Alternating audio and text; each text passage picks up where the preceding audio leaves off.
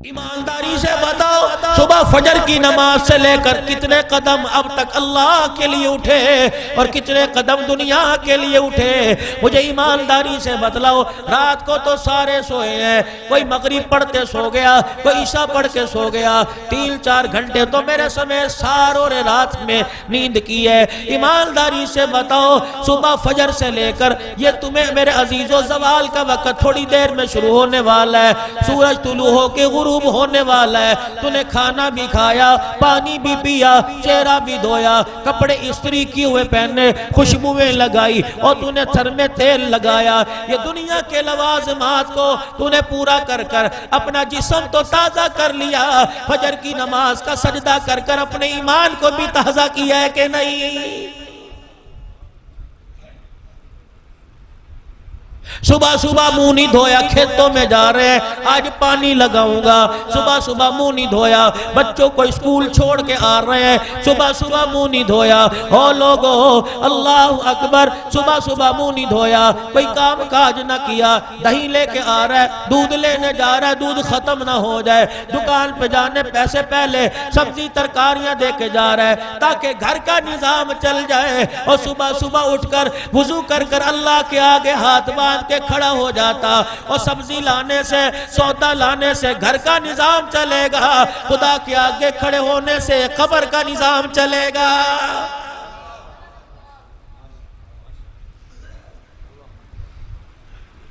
नहीं यकीन आता, जिस कब्रिस्तान में भाई सज्जाद की वालदा मोहतरमा दफन है, जाओ उसी कब्रिस्तान में चले जाओ और तुम अपने रिश्तेदारों की, तुम अपने अजीजों की, अपने खानदान वालों में से किसी की कब्र पे जाके खड़े होके पूछो, बताओ दुनिया के ठाठ बाट कहाँ गए, दुनिया की कौंसलरी कहाँ गई, अदालत के अंदर ताल्लुक कहाँ गए, थाने कचहरी की सिफारिश कहाँ चली गई। अल्लाह अकबर, सुबह सुबह तेरे दरवाजे की कुंडी बजा करती थी, कौन आया? तुझे लेने के लिए आया, थाने चल ले तेरी बड़ी चलती है, तुझे लेने के लिए आया, एमएनए के पास चल ले तेरी बड़ी चलती है, तेरी बात मानेगा। रब्बे कायनात की कसम है, दुनिया के अंदर लोगों की सिफारिशें करता था, कब्र में तुझे पड़े हुए साल हो गया, बता तेरी भी कोई सिफारिश करने आया कि नहीं है?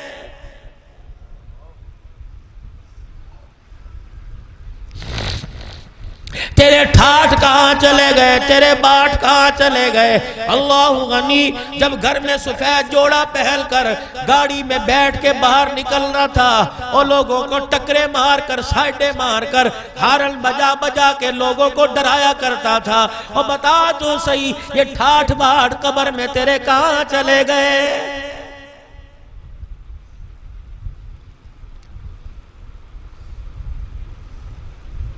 घर के अंदर तूने प्याले रख रखे हैं, चिड़िया पानी पी रही है, परिंदे पानी पी रहे हैं, और भौंकने वाला कुत्ते के आगे भी खाने का बर्तन रखा हुआ है, पानी रखा हुआ है, बिल्ली के आगे दूध रखा हुआ है। अल्लाहु अकबर, मौत के वक्त जब फरिश्ते ने हलक में हाथ डाल के रूह निकाली थी, उस वक्त तेरी जुबान खुश्क हुई थी, उस वक्त से लेकर नहलाने तक, कफन पहनाने तक, तुझे कंधे पे उठा के कब्रिस्तान लाने तक, जनाजे तक, फिर कब्र के अंदर उतारने तक, आज साल हो गया, तेरी खुश्क जुबान पे किसी को तरस ना आया? बता तो सही, यहाँ तेरे से किसी ने पानी का पूछा है कि नहीं?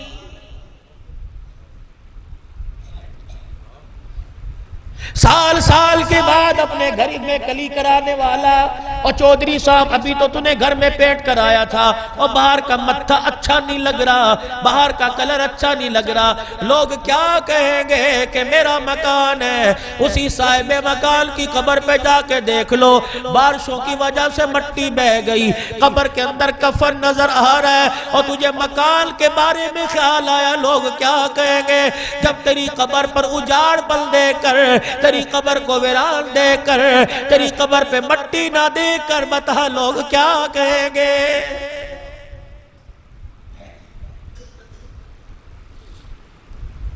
सुबह से लेकर शाम तक औलाद की फिक्र है, अपने आप की फिक्र कोई नहीं, कब्र की फिक्र कोई नहीं, मौत की फिक्र कोई नहीं। पैसे वालों को मरते देखा, अमीरों को मरते देखा, दुनिया से जाते देखा, चेक बुक सराहने पड़ी होती है। ओ लोगों, डॉक्टर ने कहा पानी ना पिलाना, कहता खाली चेक में दस्तखत करके देता हूँ, पूरा पैसा ले लो, मुझे पानी का घूंट पिला दो। घर वाले कहते हैं तेरे लिए तो पानी मना कर रखा है, ताकि खड़ा होगा, आज पानी पी ला, आज पानी मांग रहा है, कल सेहतयाब होगा, बोतलें पी लियो, अनार का जूस पी लियो, तेरे फायदे के लिए तो कर रखा है। रब्बे कायनात की कसम है, सारे घर वालों को इसका फायदा दुनिया का नजर आ रहा है, और इसे कलमा सुनाओ, सूरे मुजम्मिल पढ़ के सुनाओ, और पानी पिलाओगे, पानी से बचाओगे, दुनिया का फायदा होगा, और कलमा पढ़ पढ़ के सुनाओगे, कब्र के अंदर फायदा होगा।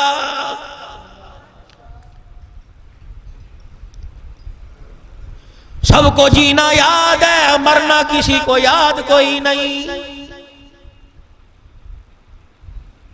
इतनी मुकद्दरों की मालिक, इतनी ईमान की बुलंदी की मलका सैयदा आयशा रज़ी अल्लाह ताला अन्हा हुजूर अलैहि सलाम के पास बैठी है।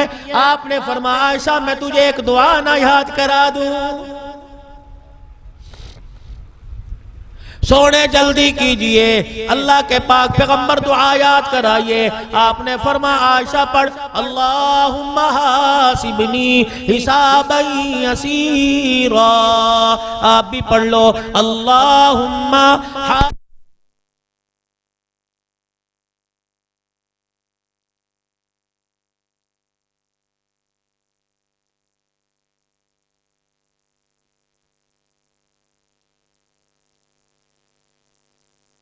आसान हिसाब क्या होगा। फरमाया आयशा अल्लाह जल्ला शानू के दरबार में बुलाया जाएगा, अल्लाह के सामने खड़ा किया जाएगा।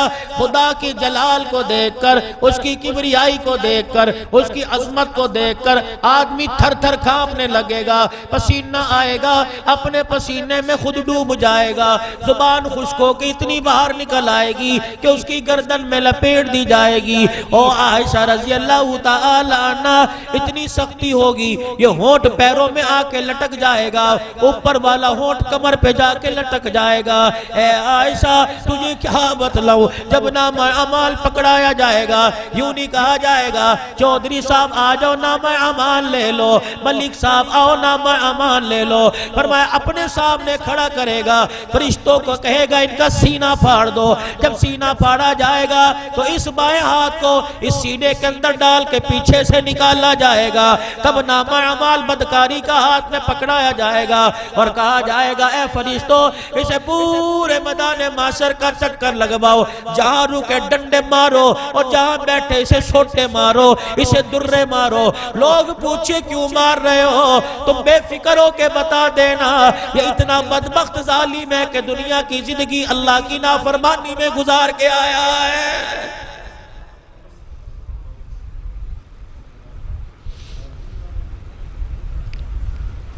इतना हौलनाक दिन होगा कि इब्राहीम अलैहिस्सलाम का सर भी झुक जाएगा,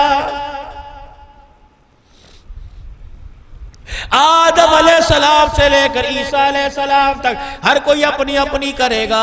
एक 63 साल का बूढ़ा सारे नबियों का सरदार है, फातिमा ज़ैनब का अब्बा है, आयशा खदीजा का घर वाला है, हसन हुसैन का नाना है। परवरदिगार आलम कहेगा ए आदम क्यों रो रहे हो, या अल्लाह मेरे बारे में क्या फैसला होगा। नूह पैगंबर या अल्लाह पता नहीं आज क्या बनेगी। इमामुल अंबिया के चेहरे की तरफ नजर पड़ेगी, आंखों से आंसू निकल कर चेहरा मुबारक पे देखेगा। फरमाया महबूबा ना रो, मैंने मक्के की यतीमी में तुझे रोने नहीं दिया, आज अर्श वाला तुझे कैसे रोने देगा। बाबू तेरे आंसुओं की कदर तेरी उम्मतियों ने ना लगाई, तेरी उम्मतियों ने तेरे आंसुओं की कीमत ना लगाई, मैं तेरे आंसुओं की कीमत लगाऊंगा। मेरे महबूब बता क्यों रो रहा है, आयशा के लिए का नहीं नहीं, खदीजा के लिए का नहीं नहीं, फातिमा के लिए का नहीं नहीं, हसन हुसैन के लिए नहीं नहीं महबूबा बता क्यों रो रहा है? या अल्लाह ये मेरा कलमा पढ़ने वाला, ये मेरी कलमा पढ़ने वाली मेरे सामने खड़ी है, इलाही इनके नाम अमाल को ना देख, मैं मोहम्मद के उठे हुए हाथों को देख ले। अल्लाह फरमाएंगे जिब्राइल जा मेरे नबी से जाके कह दे नबूवत वाली चादर से अपने आंसुओं को साफ कर ले, रो के दिखाना तेरा काम है, उम्मत के लिए 8 जन्नत के दरवाजे खोल देना मेरा काम है। फलौला इज़ा बलगतिल हुल्कूम व अंतुम हीनइज़िन तंजुरून।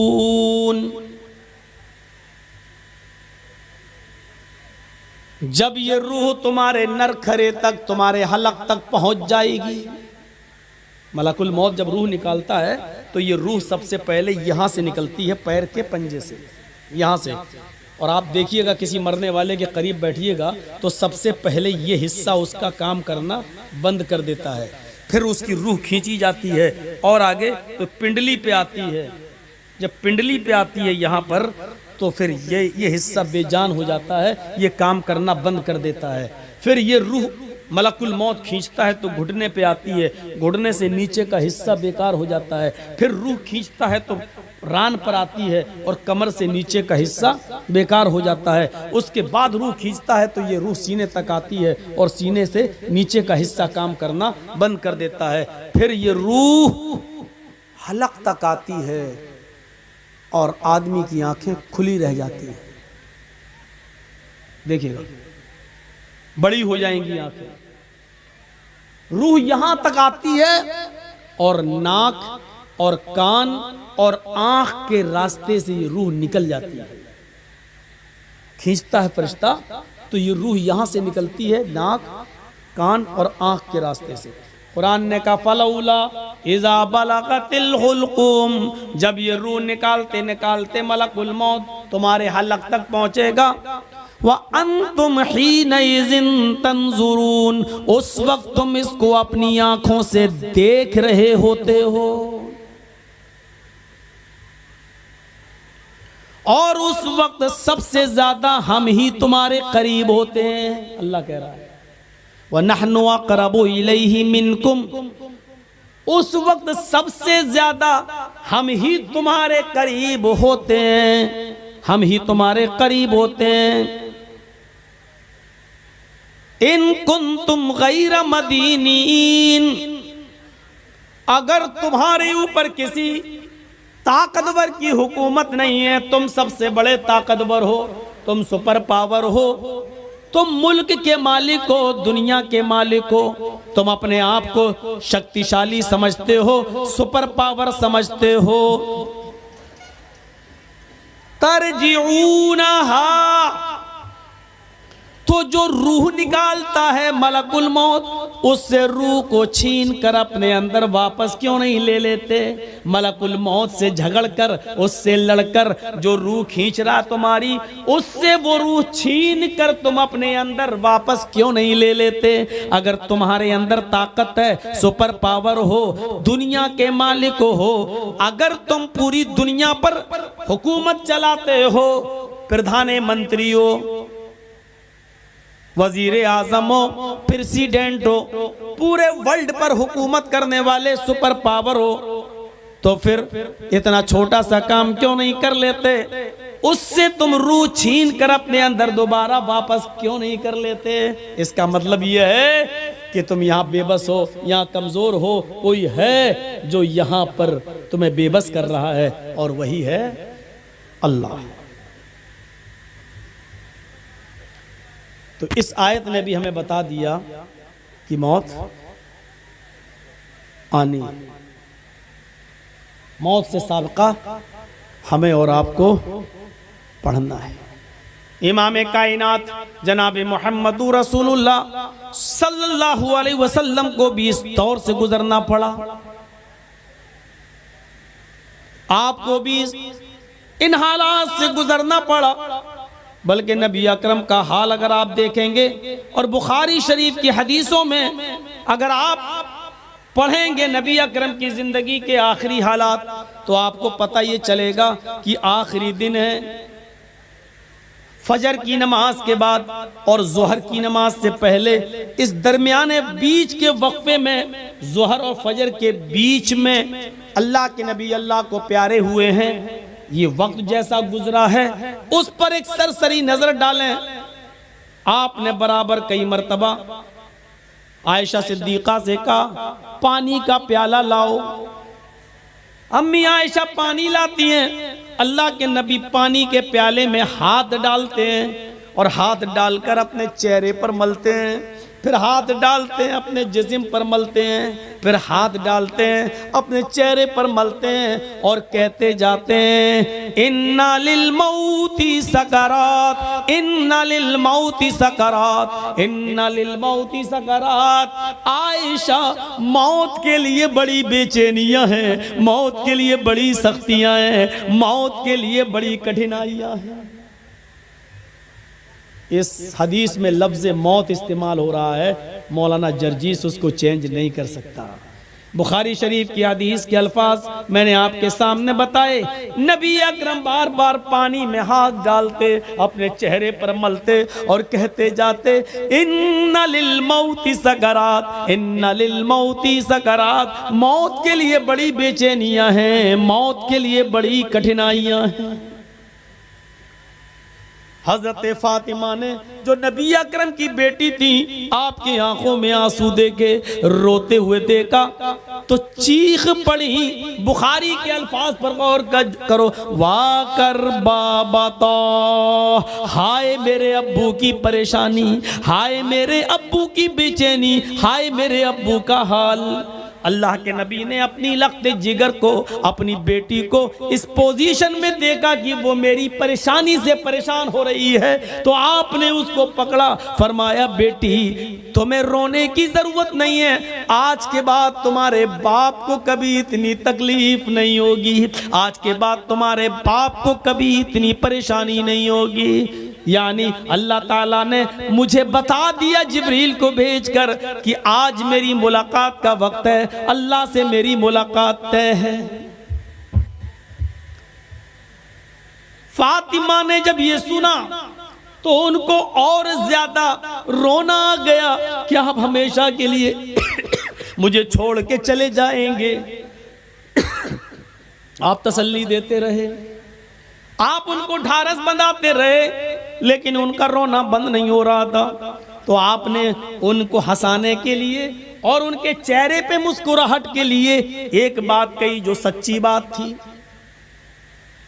पानी दीजिए। तो क्या कहा, फातिमा तुम गम न करो,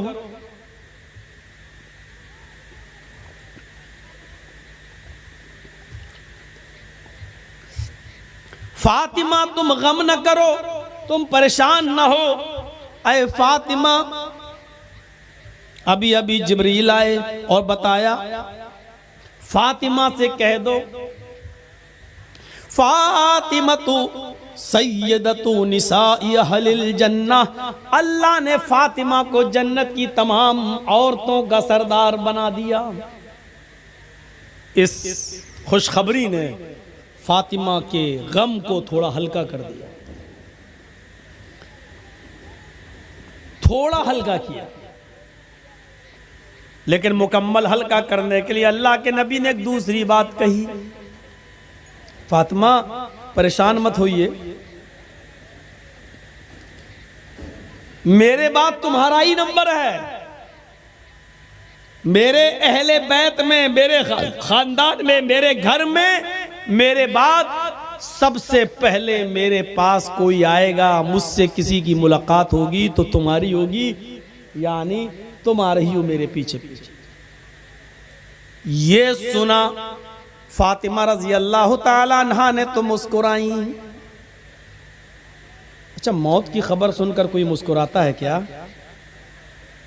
ये कहा कि मेरे बाद तुम्हारा नंबर, मेरे घर में सबसे पहले मुझसे, मेरे खानदान में सबसे पहले तुम मिलोगी, तो मुस्कुरा रही है। इसका मतलब ये होता है कि मौत मोमिन की नजर में बुरी चीज नहीं होती है, बल्कि मोमिन मौत को जितना करीब देखता है उतना ही वो खुश होता है कि मेरे रब से मुलाकात का वक्त है। आज हम मौत से डरते हैं, मरना नहीं चाहते हैं, मरने की तमन्ना भी नहीं होती है, और मौत अगर देख ले करीब तो हम डरते भी हैं। साहब यहाँ हार्ट का कोई बड़ा डॉक्टर नहीं, बेटा बेंगलोर लेके चलो, बेटा दिल्ली एम्स में लेके चलो। तो इसका मतलब यह है कि हमारे अंदर अभी ईमान की लज्जत और ईमान की चाशनी मुकम्मल तौर पर है नहीं। अगर हम मुकम्मल मोमिन होते तो मौत को अपने करीब देखकर हम डरते नहीं, रोते नहीं, चीखते नहीं, नफरत नहीं करते, बल्कि खुश होते।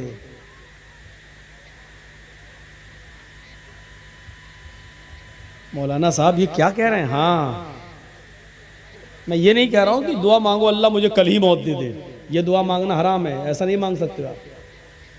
ये भी नहीं कह सकते हो अल्लाह मुझे मौत जल्दी दे दे, ये भी नहीं कह सकते हो।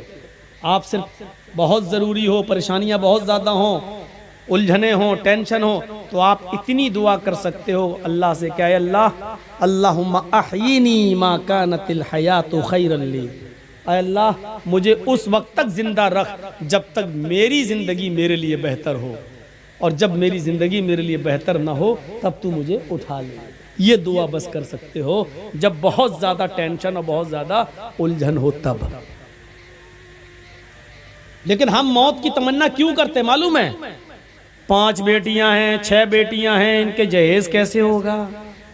आजकल बगैर गाड़ी दिए हुए, बगैर इंटरनेशनल भिखारी का पेट भरे हुए हमारी बेटी की डोली नहीं सजेगी। इसलिए हमारे टेंशन इतने हो गए हैं ज़िंदगी में कि हम उसी से कहते हैं इससे बेहतर है कि मर जाएं। ये हमारे अपने टेंशन है, ये हमारी अपनी उलझने हैं। अल्लाह के नबी का फिर ये हाल था। अचानक होंठ हिलने लगे और आवाज बंद हो गई। होंठ हिलते हुए अम्मी आयशा ने देखा तो अपने कान लगा दिए, देखें कोई खास बात तो नहीं कह रहे हैं जो आखिरी वक्त में हम उसको सुनने से महरूम रह जाएं। कान लगाती हैं तो क्या सुनती हैं? होंठ हिल रहे हैं और अल्लाह के नबी ये जुमले अदा कर रहे हैं, अकीमुस्सलाह औ मा मलकत ऐमानुकुम, नमाज पढ़ते रहना लोगों, नमाज पढ़ते रहना और अपने गुलामों का, अपने मातहतों का ख्याल रखना। जो तुम्हारे नीचे काम करते हो गुलामों, उनका ख्याल रखना। जो तुम खाना वो उनको खिलाना, जो तुम पहनना वो उनको पहनाना। उनकी ऊपर ज़रूरत से ज़्यादा बोझ मत डालना। अगर कोई मुश्किल काम उनसे करा रहे हो जो वो कर न सकें तो उनके काम में तुम भी उनकी मदद करना। एक तरफ अल्लाह के हक से जोड़ा, नमाज पढ़ते रहना, दूसरी तरफ बंदों के हक से जोड़ दिया कि अपने गुलामों का, तुमसे नीचे जो लोग हों उनका ख्याल रखना।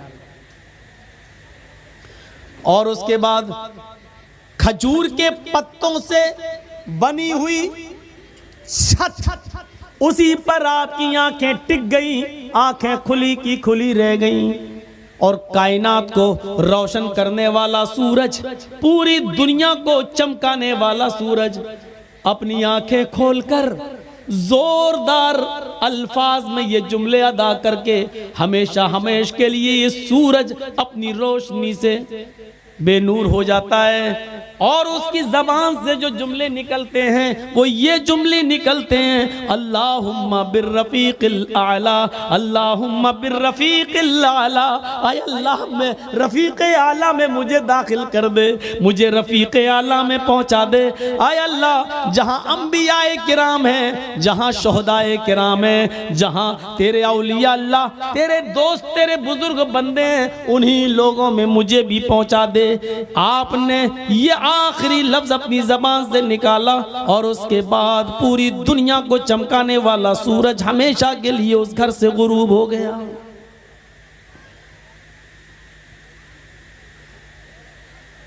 फजर और ज़ोहर के बीच में आप इस दुनिया से रुखसत हुए। फातिमा रज़ी अल्लाह ताला ना ये मंजर देखकर चीख उठी, वाकर बाबा तो मना जा बरब बंदा, वाकर बाबा तो मन जन्नतुल फिरदौसी मावा, वाकर बाबा तो इला जिब्रील नना। हाय मेरे अब्बू मन्ना जा रब बंदा, आपके पास रब का बोला। मलकुल मौत कहता है, ए खबीस रूह जो खबीस जिस्म में थी बाहर, अब वो वापस तो हो नहीं सकता, अपने आप को रोक तो सकता नहीं, तो वो हैरान परेशान खौफ ज़दा, तो उसके जवाब में उसको मलकुल मौत कहता, तैयार हो जाओ खौफनाक अजाब के लिए और खौलते पानियों के लिए, कांटेदार झाड़ियों के लिए और बेशुमार अजाब की शक्लों के लिए। तो उसकी रूह को जब खींचते हैं तो रग रग से वो कट कट के निकलती है, तो सारा वजूद ज़ेरो ज़बर होता है। सकरात का दर्द सारी दुनिया के दर्दों पर हावी है। जब उसकी रूह निकलती है और उसको लेकर आसमान पर चलते हैं तो दरवाजे पर पहुंचते हैं तो अंदर से फरिश्ते पूछते हैं कौन है? कहते हैं फलां फलां का बेटा है। ये तो वही बदमाश है जो बदमाश जिस्म में था, ये वो बदबख्त रूह है जो बदबख्त जिस्म में थी, कि इनके लिए आसमान के दरवाजे नहीं खुलेंगे और इनके लिए जन्नत के दरवाजे नहीं खुलेंगे। फिर ये वहां से नीचे गिराए जाते हैं, जो अल्लाह का कैद खाना है सिज्जीन। वो तुम्हें खबर नहीं कि वो क्या खौफनाक कैद खाना है जो अल्लाह ताला ने बनाया है, उसे वहां धकेल दिया जाता है। फिर क़यामत तक उसके लिए इंतजार की घड़ियां हैं और अजाब की शिद्दत है। कोई नेक आदमी अल्लाह ताला के दरबार में जाने का उसका वक्त आता है तो अल्लाह तबारक व तआला फरमाते हैं, जब कोई नेक मर्द औरत के जाने का वक्त आता है तो उसके लिए भी फरिश्ते आते हैं और आकर उसको खुशखबरी देते हैं और आकर उसको तसल्ली देते हैं कि आप गम ना करें, पीछे वाले भी आपको मिल जाएंगे, आप खौफ ना करें, आगे सारी मंजिलें आपके लिए आसान हैं, आपके लिए जन्नत भी तैयार है, रब भी मेहरबान है। और हदीस पाक में आता है कि मलकुल मौत और 4 फरिश्ते आते हैं, वो 4 फरिश्ते उसको सहलाते हैं, दबाते हैं कि मौत का दर्द इसे महसूस ना हो। और मलकुल मौत फरमाते हैं, ए नेक रूह जो नेक जिस्म में थी बाहर आओ, आपको बशारत हो, आपके लिए जन्नत तैयार हो चुकी है और वहां की सारी नेमतें आपके लिए मुयस्सर हो चुकी हैं और अल्लाह आप पे राजी हो चुका है और अल्लाह आप पे खुश हो चुका है। इस पर उसकी रूह को निकाला जाता है। फिर सारे फरिश्ते उसको इस्तकबाल के साथ जब आसमान पर ले जाते हैं तो अंदर से पूछते हैं कौन है? का फलां फलां का बेटा, फलां फलां की बेटी। कहते हैं ये तो नेक रूह थी जो नेक जिस्म में थी, मरहबम बिही, इसको हम सब इस्तकबाल किसका करते हैं। और एकदम आसमान के दरवाजे खुलते हैं, फिर वो पहला, दूसरा, तीसरा, चौथा सारे आसमान पार करता हुआ अल्लाह पाक के अर्श के नीचे झुक के जाकर, मर्द है या औरत, वहां जाकर सजदे में सर रखता है और अल्लाह ताला फरमाते हैं हाँ इसने हमें खुश किया, हम इसे खुश करेंगे। और उसको आफियत के साथ वहां आसमान में, पहले आसमान से लेकर अल्लाह के अर्श तक ये सब वेटिंग रूम बने हुए, जहां अल्लाह अपने अपने दर्जात के मुताबिक जन्नत वालों को ठहराता है।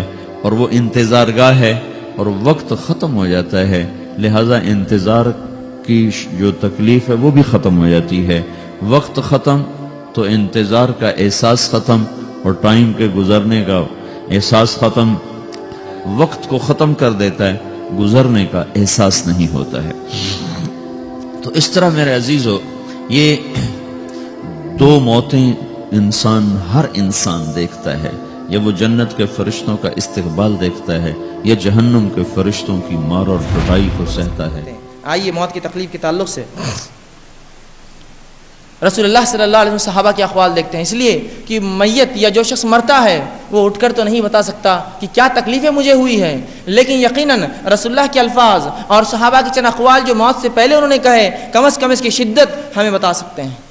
यकीनन मुर्दा उठकर तो नहीं कहता है क्या हुआ, अगर कह देता तो यकीनन हमारा हंसना बंद हो जाता और हम जो है ज़्यादा जो है दुनिया को छोड़कर जो है दीन में लग जाते और अल्लाह की तरफ लग जाते, इसलिए कि मौत है ही ऐसी हौलनाक चीज़, है ही ऐसी सख्त चीज़। आइए, तो मुर्दा तो कोई उठकर नहीं कह सकता।